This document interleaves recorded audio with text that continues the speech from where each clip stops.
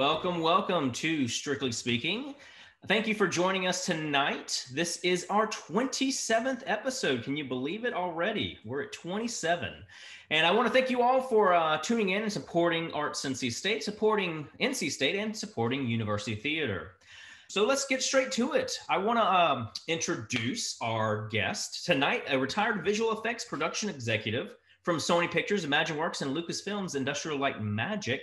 Ken is here. Ken, welcome to the show. Oh, thanks, Joshua. Well, I really appreciate the honor that you've given me to be a part of the Strictly Speaking program. And, I watched, like I said, I watched some of the past speakers, and they were all so good that I hope I can live up to the high bar they set. Since most of the participants are from the theater, and they're performers or designers and either set or lighting or sound design.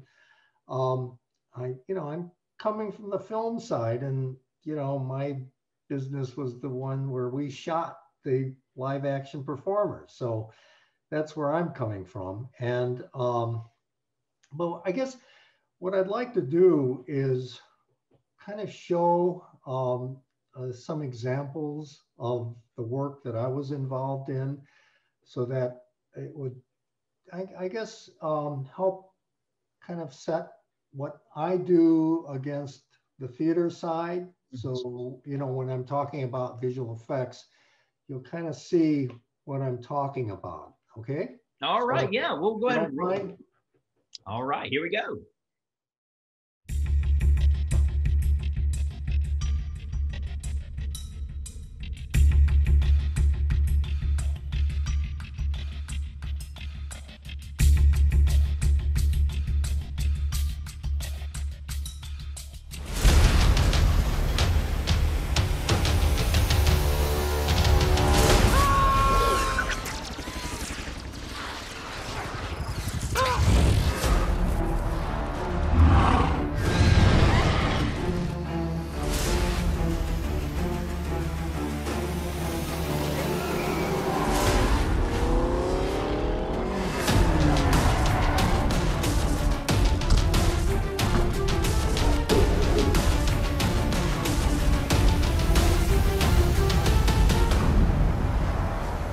Star-Lord, finally.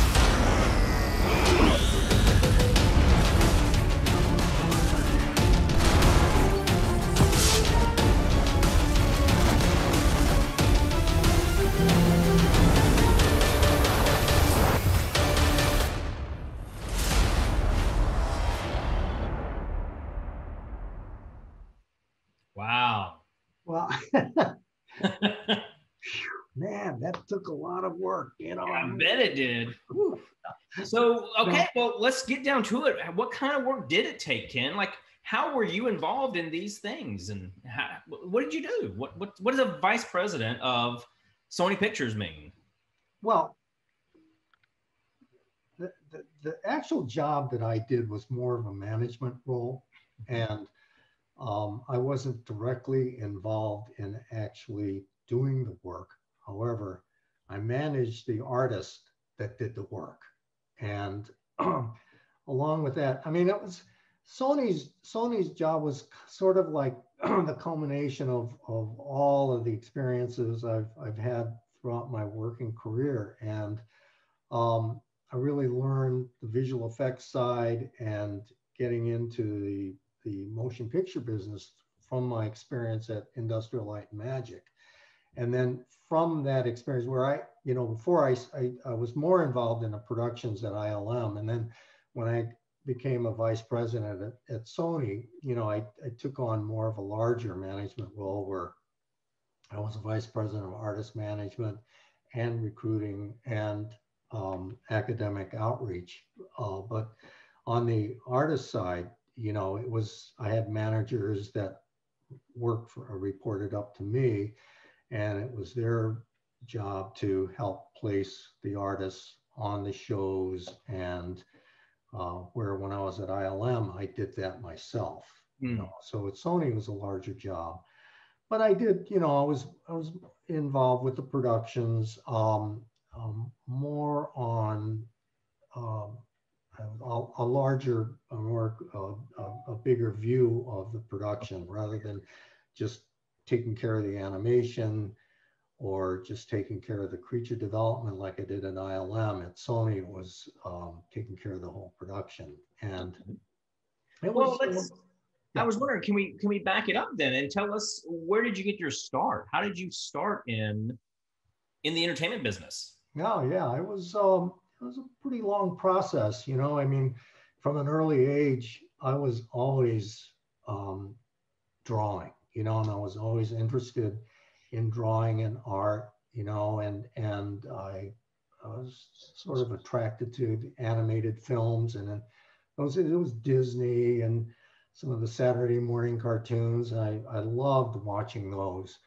And, I sort of dabbled in art, and I went to a small college and I majored in fine arts and also history. I was a history buff too, but I did major in history in fine arts. And I was able to go to large schools. I went to UCLA and I studied graphic design because I was sort of interested in that kind of work. I was interested in sort of designing for advertising, and I saw a film called Why Man Creates, and it was a film designed and produced by individual named Saul Bass.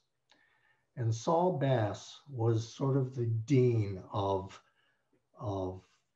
design for films. Mm-hmm. And I think he really spearheaded the sort of incorporation of graphic design to film titles and animation of film titles. And I was always struck by that, and that interested me. And so I went into graphic design, and I worked for a couple of my instructors who were working art directors, and they had their own businesses. And so I learned my craft from them. And then from there, I got drafted and I ended up in the Army. Wow. And I became an officer, and I ended up in a motion picture production group. Oh. And I spent my Army career 4 years of producing, directing, and editing propaganda films and sort of documentaries for the Pentagon and for the Army. But more importantly, I learned film production, and I learned editing, and I learned sound design. I learned sound mixes. So I learned everything there was about film production from that experience in the Army. I got out of the Army.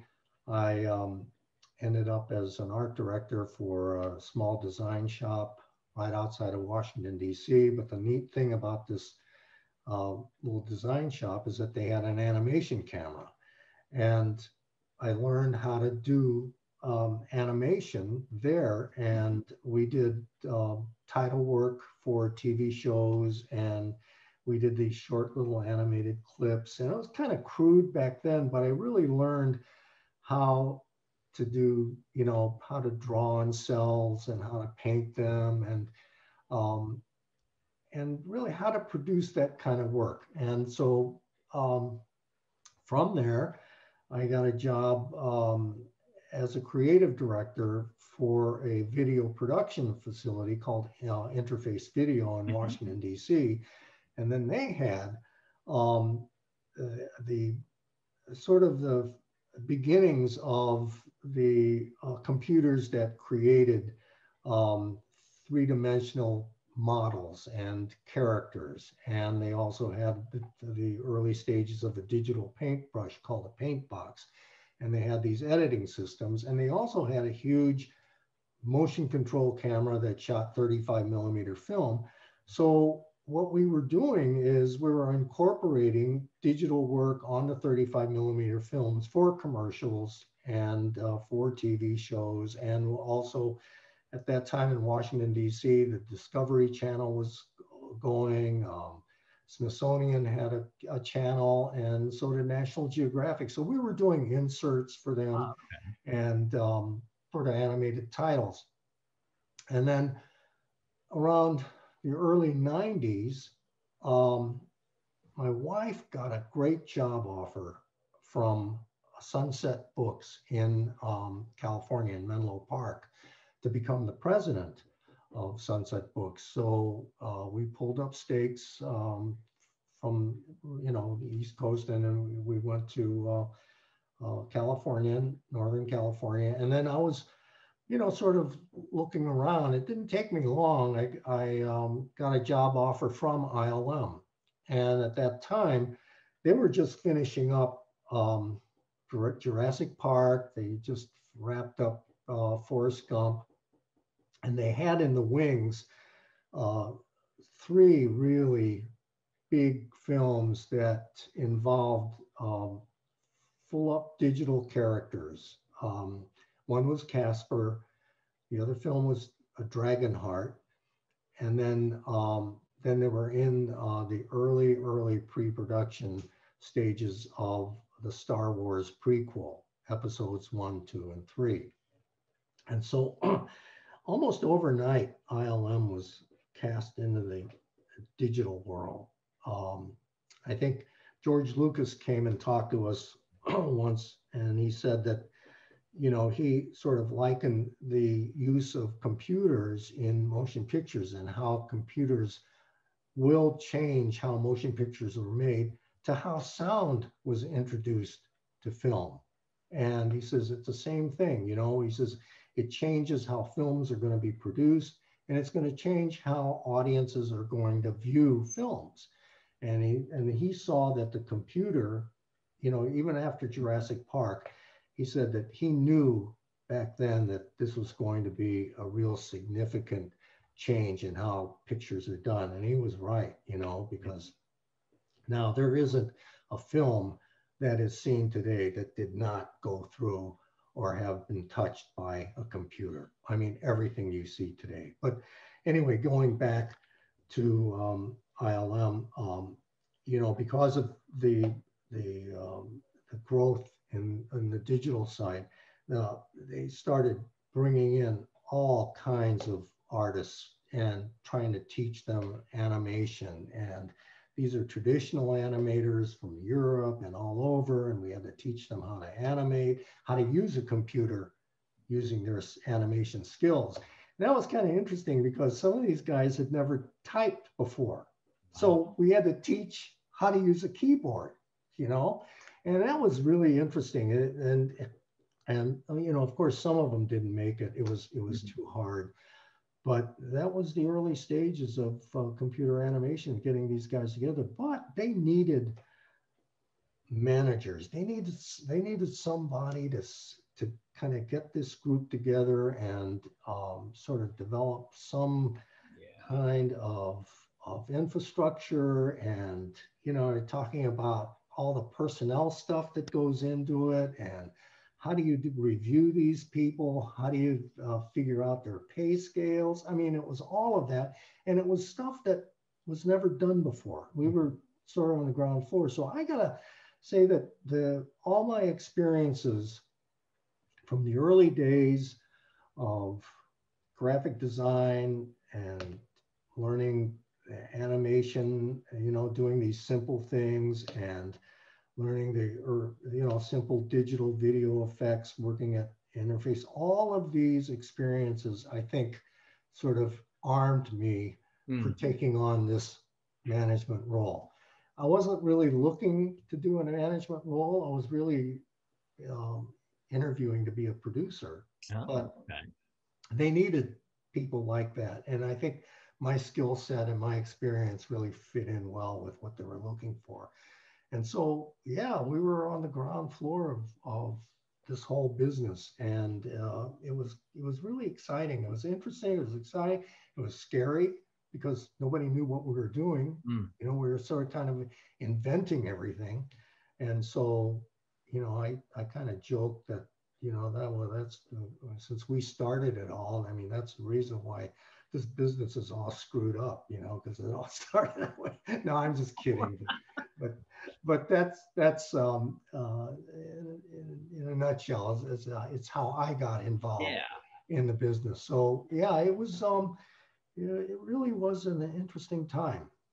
Wow. And again, I was working closer to the productions at then, because I would work directly with the producers and the visual effects supervisors, and I would help, you know, sort of crew their shows, sort of match up and sort of cast the right set of animators and modelers onto the show with their skill sets, you know. So that really worked out a lot. And it was great. It was a lot of fun. No, that's great. That's awesome. And you've just given me a ton of questions that I want to ask. And I hope that everyone out there wants to ask some questions for themselves. So be sure to throw those questions out in the Q&A. Well, first and foremost, I do want to say, especially with yesterday being Veterans Day, thank you for your service, Ken, to our country.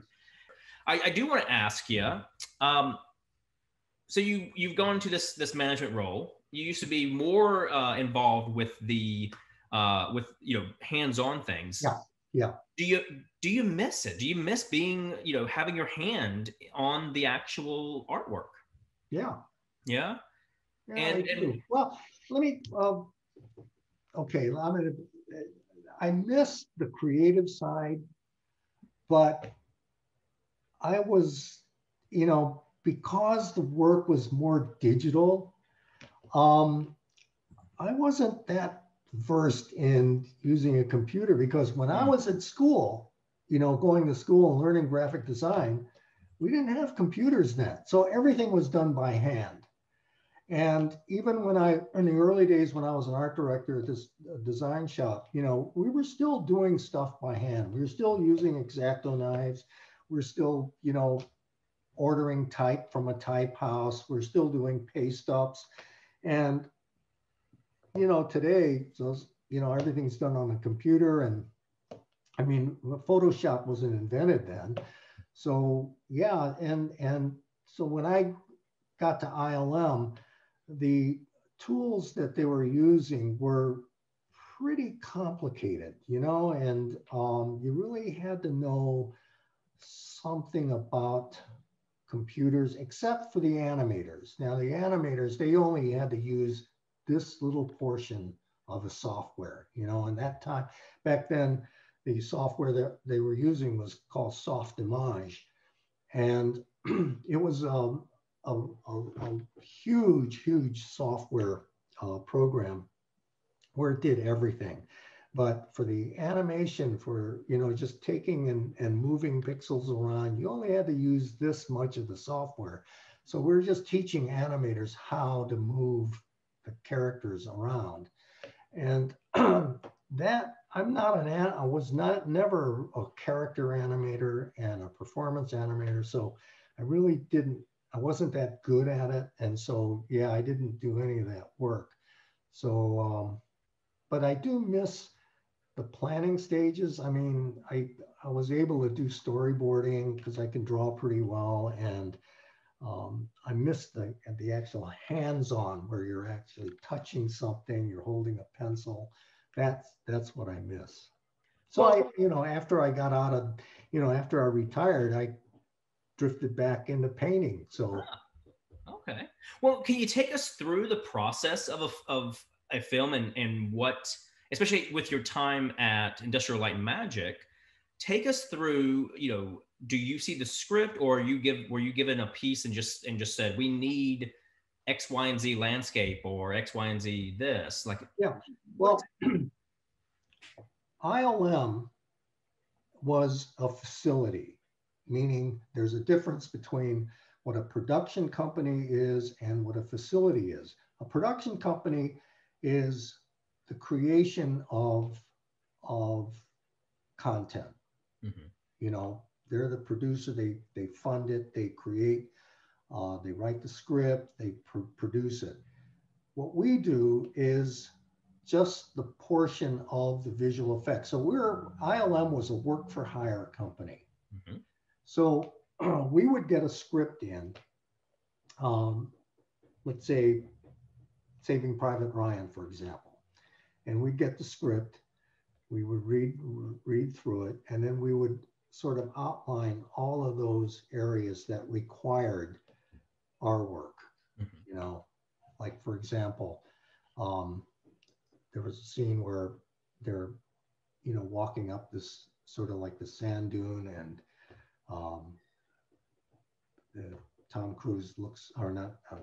Tom Hanks looks over the bank and he sees this broad expanse of Omaha Beach, and with all of the ships and balloons up in the air and all of these trucks and all of this stuff.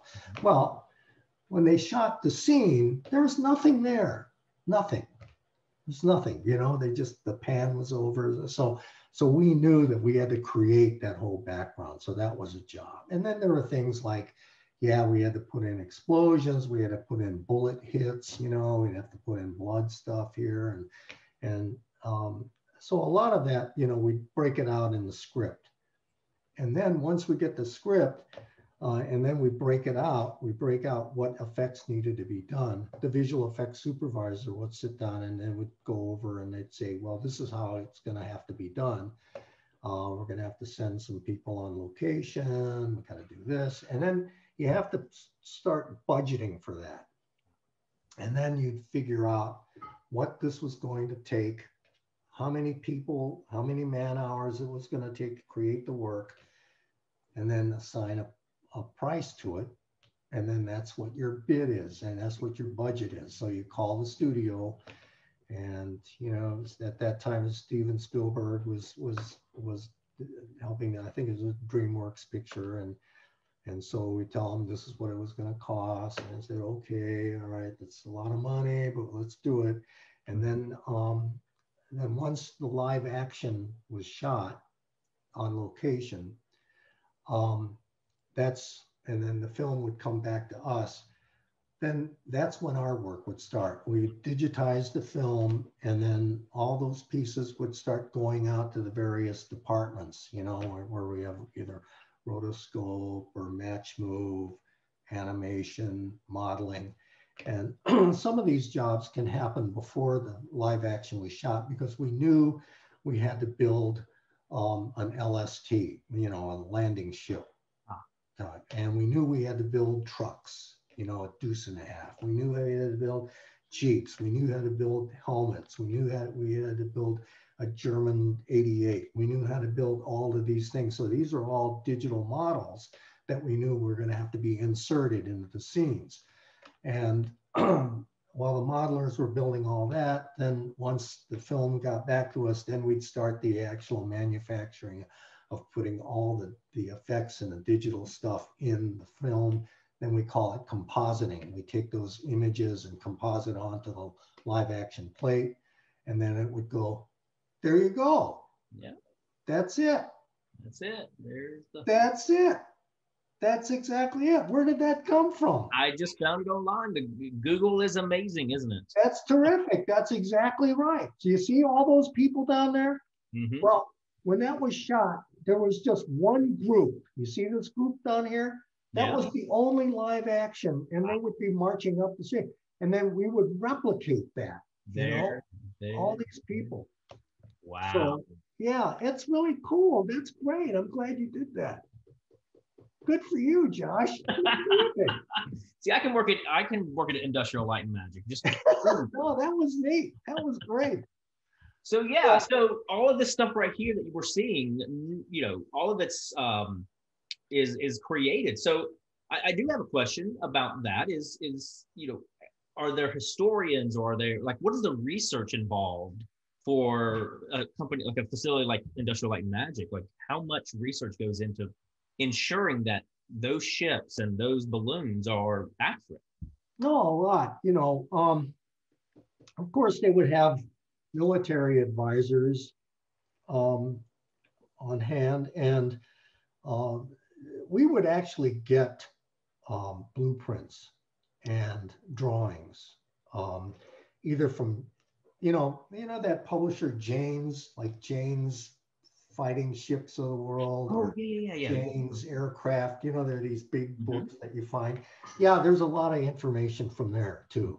Yeah, there's stuff like that around, and we would get that. Either the producers or the production people would send it over to us, you know. But yeah, a lot of research was done, you know, because you know, of course, there's sticklers for accuracy, you know, because everybody knows that, you know, somebody's going to spot something on the screen, and then people are going to be writing letters and all that stuff. So that's why, yeah, well, we got to get it right. Got to get it right. Well, Ken, what has been your most exciting project to have worked on while you were either at Industrial Light and Magic or at Sony, or, you know, Interface Video? Was there anything that you were like, this was my most exciting project? Well, the one that I kind of enjoyed the most, because I watched a lot of the production, and that was the very first Men in Black, with, you know, Will Smith and Tommy Lee Jones. I mean, that because I watched, they shot a lot of the stuff right on our stages, and, you know, I watched them. You know, there's a shot of the big saucer that flew down and hit the ground. Well, our model department, we had the best model shop, and I loved walking over there and watch what these guys are doing, you know. And so they would build these wonderful models, and then they would put the cable up, you know, they'd run these cables up, and then they put that model up on the top of the cable, and then they'd send it down the cables, and the guys would shoot it, you know, and they would do it in slow motion. And just watching how that was done was so cool. And then watching the actors work, like there's that scene where what we call the Edgar bug, he was the big bug, the giant bug, and he was climbing up that thing, and Will Smith grabbed his tail, his water. Well, what that scene was, you know, we had these green kind of like sponge things, you know, and Will Smith grabbed it, you know, and then the ropes would be pulling him back and forth, like the tail was whipping him back and forth, but it was just this green bag. That's the Edgar bug. That's exactly right. And yeah, and see, that was CG also. That was a computer. So that was not there when we shot him, see, but this was in the stage, and he grabbed the tail and he was whipping back and forth. And then our animators inserted the CG character in place of where Will Smith was grabbing him. And that was a lot. That was cool to watch all of that. Yeah, that's him. That's right. We call Cool. it the Okay. Edgar bug. Everybody, make sure you're asking some questions. We've got a lot of stuff to look at and talk about. But that was neat to watch. The other one was Pirates of the Caribbean, the very first one. That was neat to watch. They, there was a scene where they built these ships. They were huge, and we had a tank in the back lot. It was a huge tank. We filled it with water, and we put these ships in, and it was a moonlight scene, a moonlit scene where you got these three ships. One was a ghost ship, and then the other two were the other ships.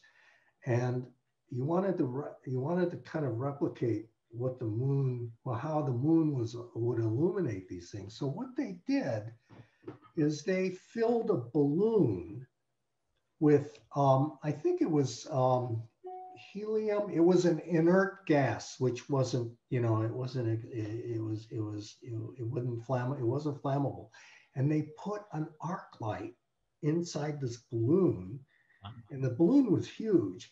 And they would just send it up, and the thing was way up in the air, but the light that it cast down was just really nice. It was just a nice illuminated thing, and then we had all these calls from neighbors wondering, what was that in the sky? Everybody was wondering what this thing was in the sky. So that was neat. And creating all those, the dead pirates was kind of cool too. That's it. That's great. Love you, Joshua. That's terrific. Yeah, I remember so cool. We used to use these for outdoor events for house lights. So yeah, we would send up, it was helium, and right. And we put a light inside it. It would just be suspended right in the middle. Yeah. And we'd float them up, and then when the show was over, we'd bring them to full, and everybody had light to actually see on the way out. So yeah, these are great. Wait a minute. Hold on a minute. I might be in that shot somewhere. Are you serious? It's a really bad shot, but no, I don't think so.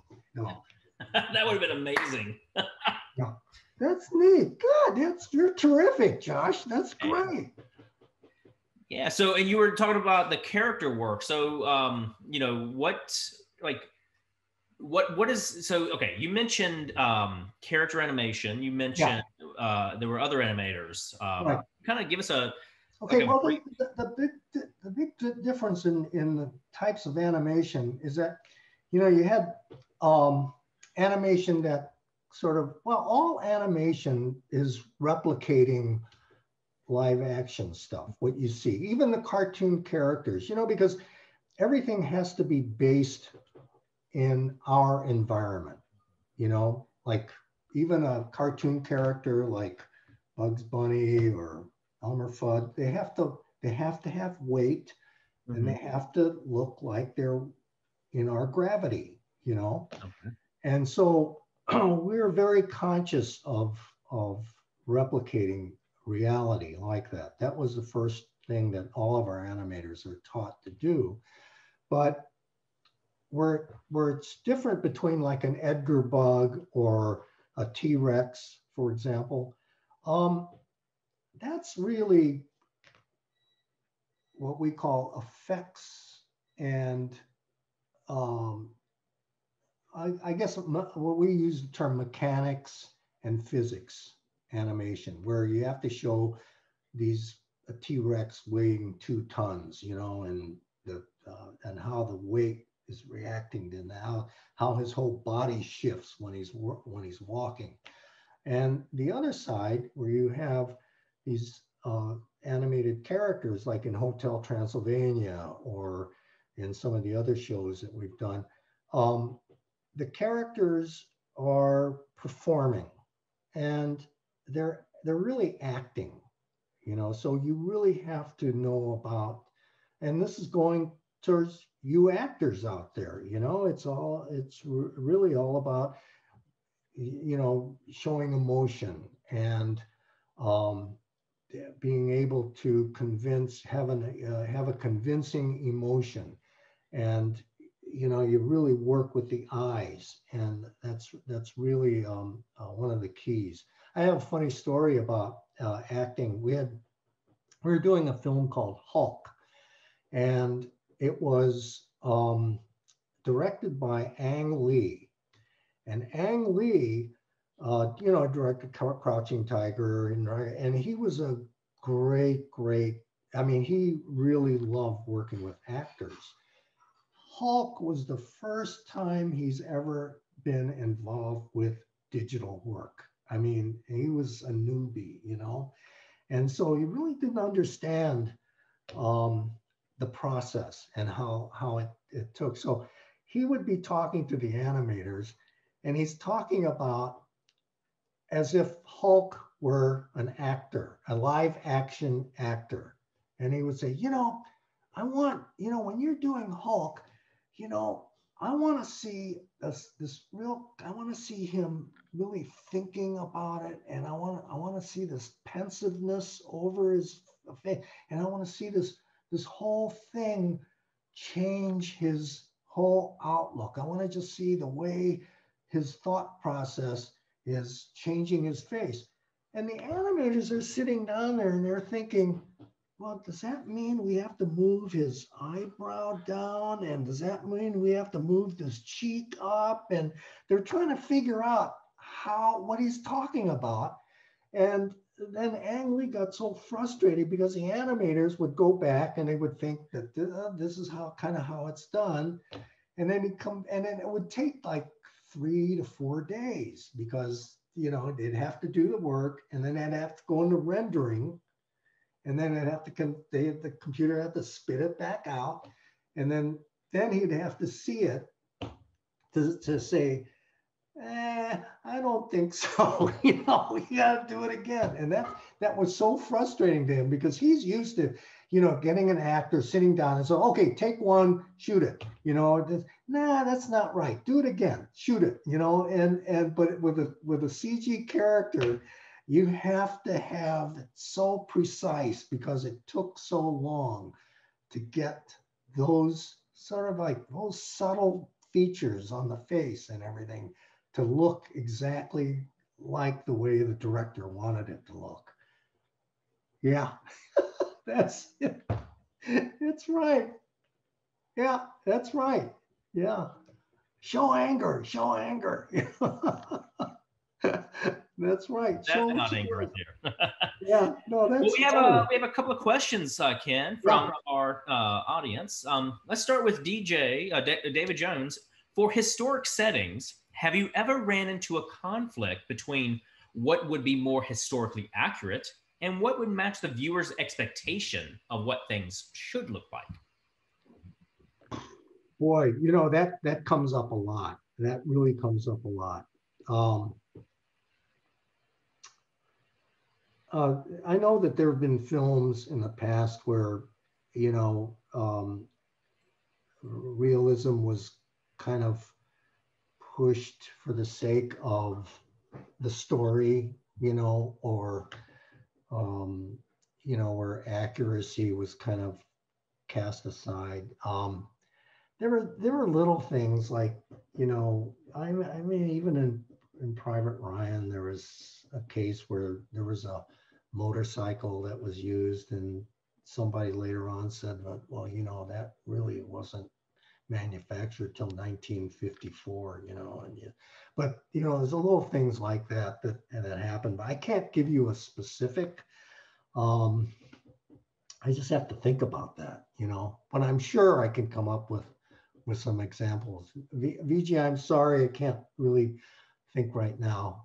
Oh, no. But it has happened. It has happened. It happens to us all the time as well. Let's see, Michael asking, there are real models and computer models. What variables determine which works best and under what circumstances? That's interesting. You know, back in the day, I'm talking, you know, 15, 20 years ago, when the CG was still just coming out, I think the real models, the what we call practical models, were a lot better to use just because you could get the amount of detail in like the big spaceships that we use, like Galaxy Quest, for example, or um, even like some of the Star Trek films, building the Enterprise and some of the sister ships, they kind of work better as big models because that way the camera can the motion control cameras can track down alongside of them, Oh, a great Pearl Harbor, for example. There's a film, there's a shot of the, I think it was the Oklahoma or one of those things getting hit by a bomb or something. Well, our model shop built a huge model. I mean, it was must have been 18, 20 feet long, and they would lay in all these little boards, to replicate the teak boards and all the little rivets on the side of the ship. And then it was all done so that the camera can kind of just do a aerial rollover of the shot. And that's why, it was always felt that the real models. But now today, with the resolution that you can get out of digital models and stuff, yeah, the model shop, the people are saying, yeah, you know what, it's easier to do it with CG now, unfortunately. Now, I can't say if this is the same movie, but I did find this. Does that look? I mean, there you go. There's a aircraft carrier. I'm not sure if this is. Yeah. But wow, no, I don't think that was an ILM. Okay, but it's huge. But yeah. But there you go. I mean, that's another case where a model could be done, because that way you can actually move the planes around, and then shoot it. And then if the director says, well, no, I'd much rather have the planes bunched up here, you could do that. Whereas that would be hard to do because you would have to go back and recreate it. Yeah, and I know render times, man. After working this semester, it's like, oh, I made a mistake. I got to go back and render for another 20 minutes. So really?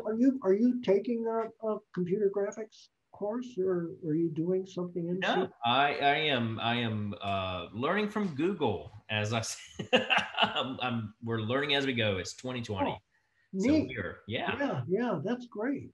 Good. So, but I think to your point about like how the director can just move something if they need to, Darby asks, what sort of language do you use in conversations between visual artists and directors to get them on the same page, like figuring out how to animate the Hulk?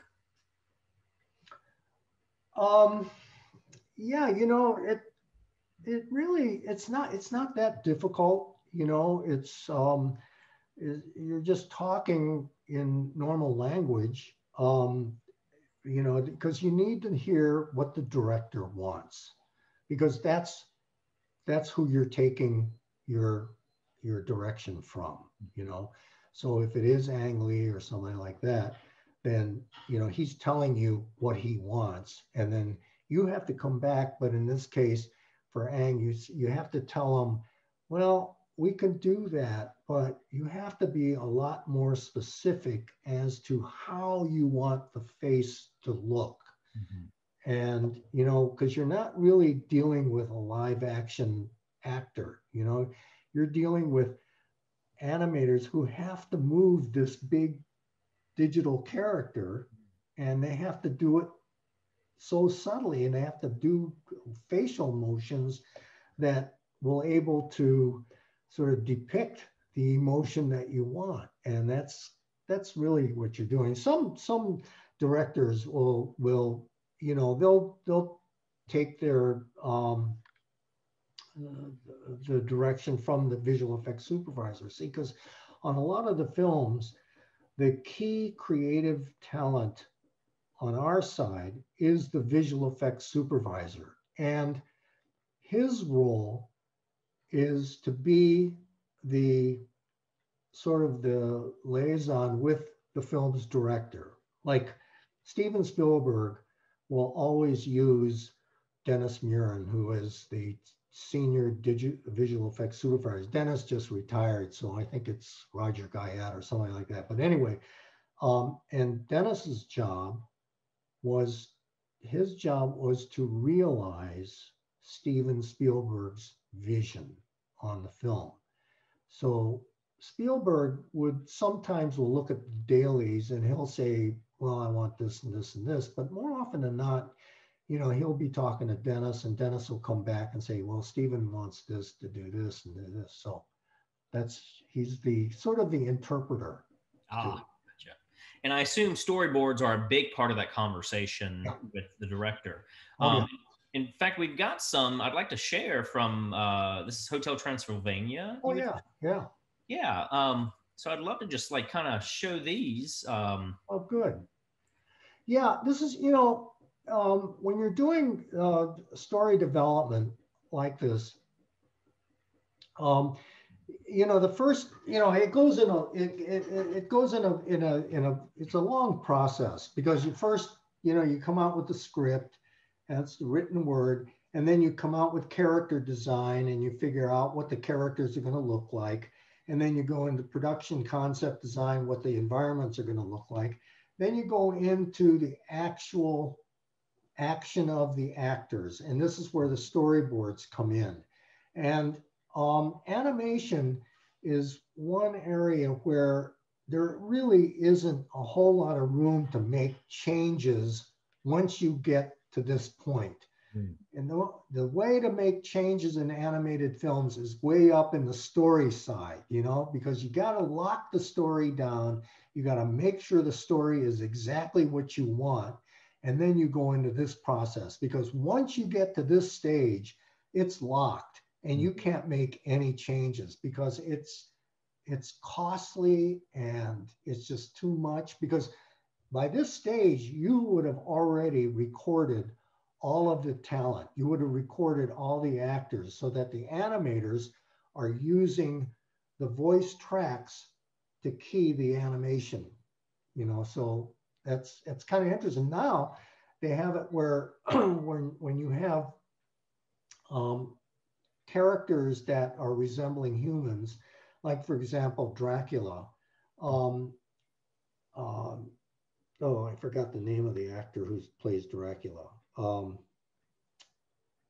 Sure. Steve. We'll go with Steve. Pardon? We'll go with Steve. We'll just say Steve. Yeah. Well, anyway, all of the actors, whatever roles that they're playing, they'll have a camera on the actors' faces, and then while they're recording the voice, and the actors are actually sort of in character when they're doing this. And so they're going through all the facial motions and all that. And then that video of their face goes back to the animators. And so the animators use that to sort of animate the characters' faces, like so. And all films are like that now. I mean, Pixar does that. Everybody does that. It's with that camera that sits right in front. Right in front. Yeah. Wow, I can't even imagine working like that, having something like that in front of you the entire time. Oh, well, no, that's actually a performance capture thing. Oh, Okay. That's different. Yeah. This is when they're doing the voice tracks, it's just a camera that's sitting out here. Gotcha. And it's on them, Okay. But yeah, the camera that records the eye motions and the face, that's performance capture. So what that's doing is it's digitizing the elements on your face, and it gets made into code, and then that code is used to move the digital character. So that it's actually a recording device, just like sound, when you have a recording tape and it records sound.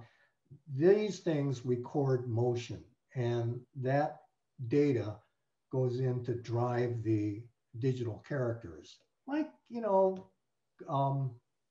of the Rings, that Gollum character. Andy Serkis was the actor for that, and he had all those. He was also the main talent for Caesar, the Planet of the Apes character. Yeah, that's right. And and all the Avatar, that same thing, performance capture. Now I know that they're well into production on the next version of Avatar, and they're shooting that in New Zealand. Wow, can't wait for that one. I know. Linda's asking, and this kind of goes to what you're up to these days. Are those your paintings behind you, Ken? She especially likes the jukebox. Oh yeah. Actually, that's the one thing that I really have enjoyed, because once I moved here, I always wanted to get back exactly what you were saying earlier, Joshua, about, don't you miss getting your hands dirty? Well, I wanted to start painting again. So I took a couple of classes, and then a good buddy of mine and I took some classes together, and we really, it was such enjoyable. I mean, I love doing it, so this is. Well, there you go, Linda. Yeah, that's awesome. Yeah. I like this one because this is kind of like a self-portrait, because you could see on the one side, that's me holding a camera. I was holding my cell phone up to take a picture of it, and so I decided to go ahead and paint myself. So if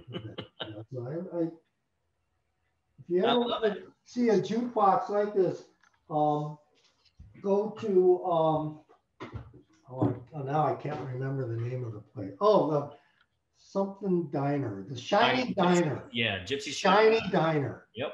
Yeah, and then this is another one I did not too long ago. I saw this truck on a couple streets over, and I loved it so much that I just took a picture of it, and then I decided to paint it. So awesome. Yeah, I enjoy doing stuff like that. Well, Ken, we've got about 5 minutes left. And there are two questions I want to hit. One, I want to ask, besides all the art, any art classes you may have taken, or classes or lessons you learned that directly work with the entertainment industry, is there a different class, or is there some lesson you learned along the way that you have found invaluable to your career? Yeah, I mean, the one thing that I learned, and it's a dumb thing, but I learned this. Actually, I learned it in the Army, and it's served me pretty well. Managing groups of people and things like that is always follow through. If you say you're going to do something, do it. Always follow through, because people notice that, and that's the one thing that's been a truism for me. If you're always going to do something, make sure you follow through. Awesome. Well, and then the final question I have, unless anyone out there has one last question for him, what one piece of advice, and you may have just given it, but what one piece of advice would you give a student or a young person looking to go into visual effects or the entertainment industry? Yeah, well, it's, you have to do a lot of research on your own. That's the first thing, because, there's so many different jobs out there.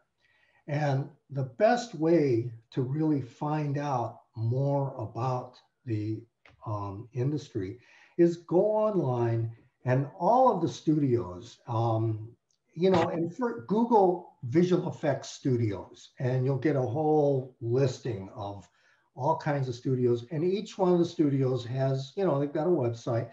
Go on it, and oftentimes they'll talk about what they're doing, and then what jobs are open, and then find out what that job is. And then you can either Google what a digital animator is, what a modeler is, find out what's the job description.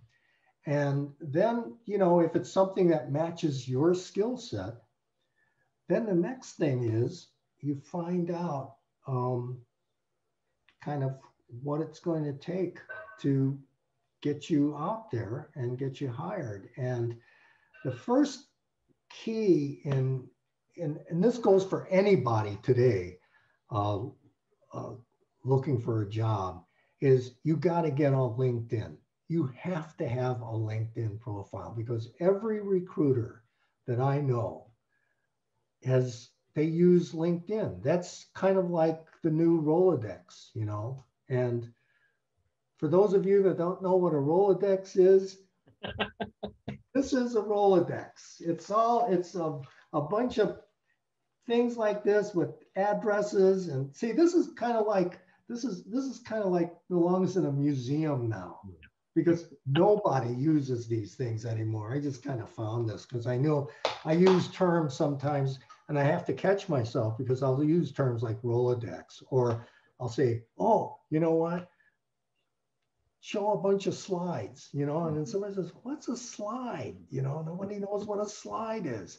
So, yeah, but I mean, you know, get on LinkedIn because that's the de facto Rolodex. Everybody, all the recruiters look at, and it's good to have a profile on LinkedIn because people will refer to that, you know.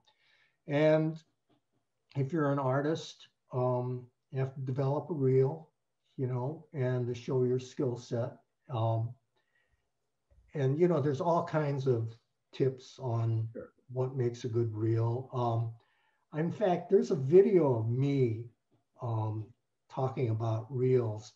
And it's on YouTube and just Google my name. But but I don't want to see it because it was done a long time ago and I saw it recently and I wanted to throw up, you know, I mean, it was cringeworthy, you know, I hated looking at it, but there's some good tips in there anyway.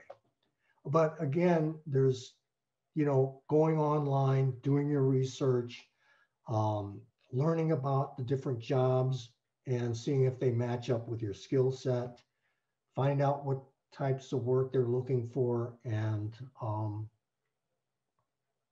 you know, it's just, you have to have a thick skin too, because, and I'll tell you something right now, the visual effects business and animation business is booming right now.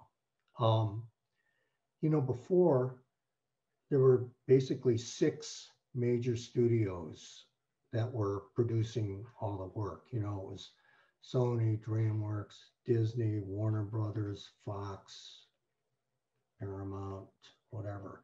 But now with Netflix, Apple, Hulu, Amazon, they're all hungry for content and they need to really get content built. And all these places have their own studios. They're looking for artists. And unfortunately, a lot of the work is all over the world now, you know, because that's the other thing that's really changed is how work is done. You know, production work used to be very linear. You know, this came before this, came before this. Now it's all integrated because they have like, they have virtual pipelines that are cloud-based.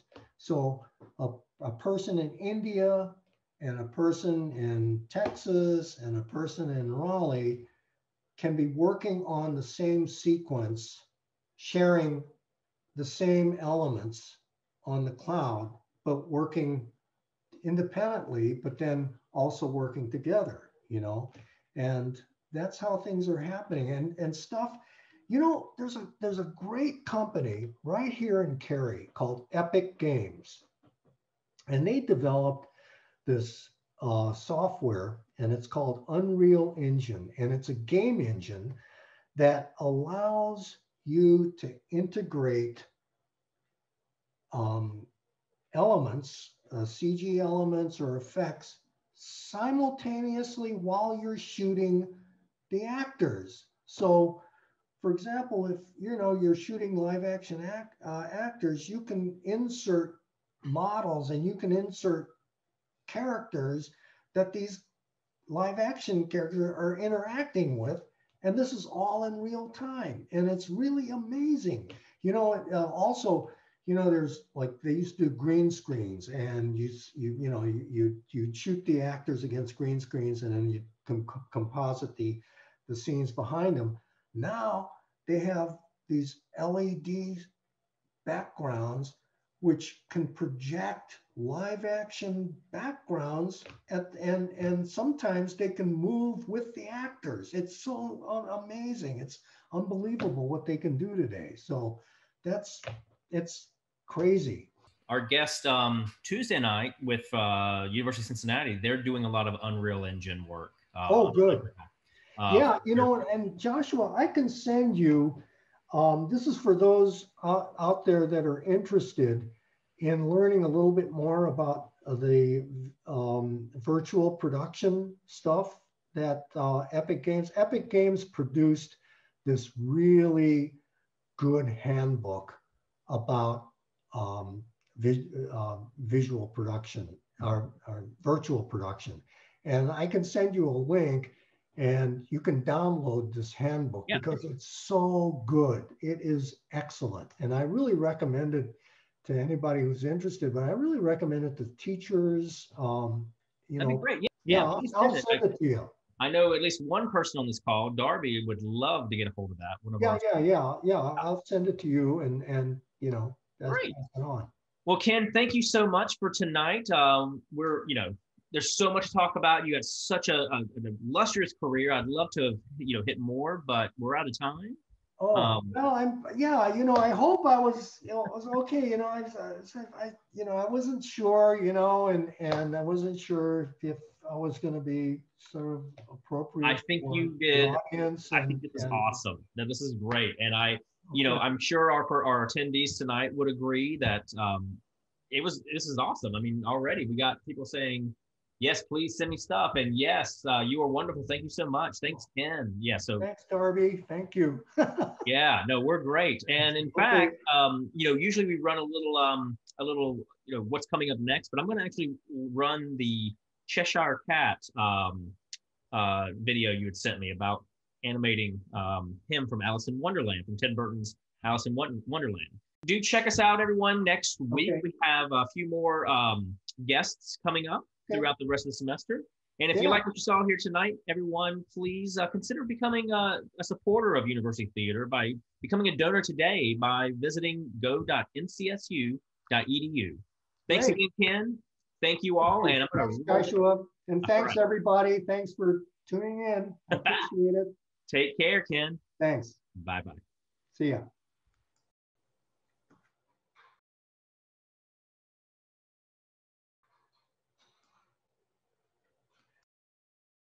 The Cheshire Cat is one of the classic characters from the Lewis Carroll novels and one of the most familiar icons of Wonderland. For Tim Burton's version of this film, the character development process began with a barrage of artwork generated by numerous artists to explore different design possibilities. Tim Burton ultimately guided the artists to the final design that you see here. The Cheshire Cat is an intelligent, mischievous character with a sly grin that stretches from ear to ear. This presented a rigging challenge since the mouth had to deform over the entire span of the face. Fur had to be groomed in such a way that it didn't bunch up and get too thick during compression or thin out too much when it was fully stretched from ear to ear. The design also required that the teeth be visible as part of the grin, so the interior palate had to deform to follow the curvature of the smile. Early tests had this character grounded as a real cat, but quickly moved to a more ethereal style of movement. I'd better have a look. What are you doing? It needs to be purified by someone with evaporating skills, or it will fester and putrefy. There's only a few shots where the Cheshire Cat is bound by gravity, and the rest of the time he floats in and out of existence in a very sleek and graceful way. Alice? See, Alice? You'd best be on your way. What way? All I want to do is wake up from the stream. Fine. The character is voiced by Stephen Fry, and the challenge was to support the dialogue with convincing body language for a cat without over-humanizing the gestures. I've always admired that hat. Instead of gesturing with his hands to support the dialogue, little ear twitches and tail flicks were used as punctuation marks instead. Would you consider bequeathing it to me? Economy of movement and subtlety in the acting was always a priority for the animated characters, so that they reside in the same world as their live-action counterparts. In this case, Tim wanted to capture the creepy quality of a cat, which means that he's very still while he stares at his subject with big hypnotic eyes. I really do love that hat. I would wear it to all the finest occasions.